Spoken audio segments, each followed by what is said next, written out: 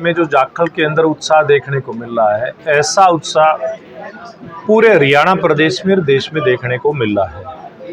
अब चुनाव है, धीरे धीरे करके यानी कि 25 मई नज़दीक आती जा रही है और लोग बिल्कुल अब खुल के, पहले थोड़ा बहुत लगता था कि कभी कुछ लोग बोल रहे हैं कुछ नहीं बोल रहे, अब आम आदमी खुल के इस बात को कहने लगा है कि फिर एक बार मोदी सरकार और अब की बार 400 पार। ये आवाज़ सब जगह दिखाई देने लगी है, क्योंकि देश की जनता चाहती है कि जिस प्रकार का बड़ा बदलाव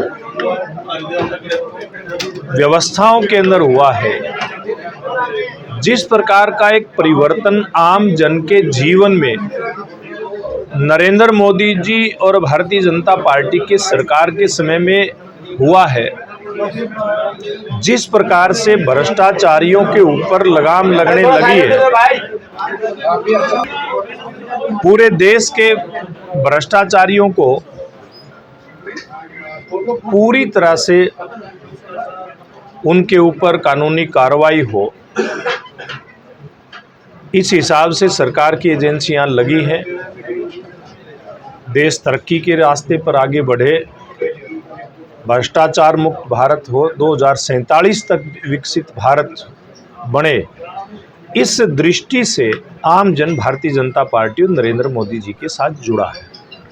जिसके किसान हैं, अब किसानों ने लंबे समय तक पूर्व में भी आंदोलन किए हैं, लेकिन ये एक बात देखने में आई है कि भारतीय जनता पार्टी के सरकार के समय में जिन बातों को लेकर के, खास करके जो कृषि कानून थे उनको लेकर के आंदोलन हुआ था, और नरेंद्र मोदी जी ने उन कानूनों को वापस ले लिया। उसके बाद कोई ऐसा मुद्दा बचता नहीं है जिसके चलते विरोध किया जाए। मैं काफ़ी दिनों पहले जाखल के अंदर आया था, कुछ किसान बंधुओं से मेरी बातचीत हुई थी, उनकी बाढ़ से संबंधित कुछ इस प्रकार की समस्याएं थी, उस समय के उनके समाधान का विश्वास उनको दिलाया था। निश्चित रूप से बहुत बड़ी संख्या में ऐसे समस्याओं का समाधान पूर्व में भी हुआ है और भविष्य के अंदर भी होगा। लेकिन अब क्योंकि चुनाव है, चुनाव के समय में हम लोग ये भी देख रहे हैं कि कुछ स्थानों पे कहीं किसान अपनी बात कहते हुए दिखाई देते हैं, लेकिन पूर्व में जो किसान आंदोलन में जुड़े लोग थे उसमें से बड़ी संख्या में आज बहुत सारे लोग कांग्रेस का झंडा उठा करके दिखाई देते हैं। यानी कि वो पूर्व में ही कांग्रेस पार्टी के कुछ ऐसे कार्यकर्ता जो सुनियोजित तरीके से किसानों के बीच में जाकर के और किसान बनने का वो लोग ढोंग भी कर रहे थे, ऐसे अब लोगों को, जो कांग्रेस पार्टी के नेता कार्यकर्ता हैं, उनको जनता ने पहचाना है। और मुझे लगता है कि अब कोई ज़्यादा विरोध की बात कहीं बची भी नहीं है।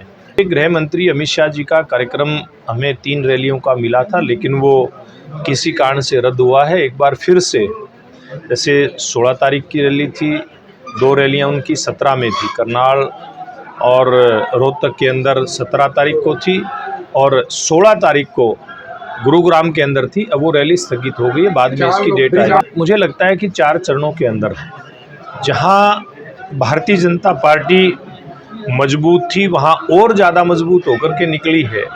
जहां जिस भी प्रदेश में, आंध्र प्रदेश, तेलंगाना जैसे प्रदेश जिनके अंदर भारतीय जनता पार्टी अपेक्षा कमज़ोर दिखती थी, आप ये देखेंगे कि इस चुनाव के अंदर तेलंगाना और आंध्र प्रदेश जैसे प्रांतों के अंदर भी भारतीय जनता पार्टी मजबूती के साथ आपको उभरती दिखाई देगी।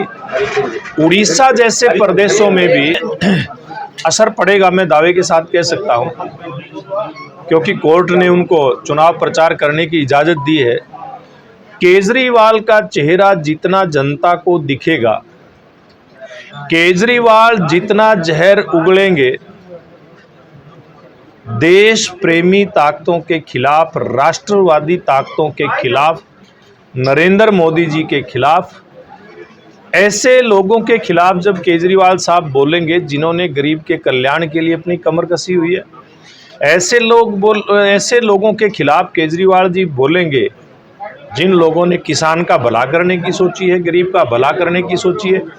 ऐसे लोगों के खिलाफ बोलेंगे केजरीवाल जी कि जिन लोगों ने देश को 2047 तक विकसित राष्ट्र बनाने का जो सपना संजोया जनता के आशीर्वाद से, उतना ही ज़्यादा लोग केजरीवाल से नफरत करेंगे। अब देश की जनता, हरियाणा की जनता केजरीवाल के ऊपर जरा सा भी विश्वास नहीं कर रही है। क्या देवेंद्र बबली भाजपा में आते हैं? क्या न्योता दिया जाएगा उनको? देखिए, मुझे नहीं पता कौन भारतीय जनता पार्टी में आएगा, कौन नहीं आएगा, लेकिन जनता आज भारतीय जनता पार्टी के साथ खड़ी है।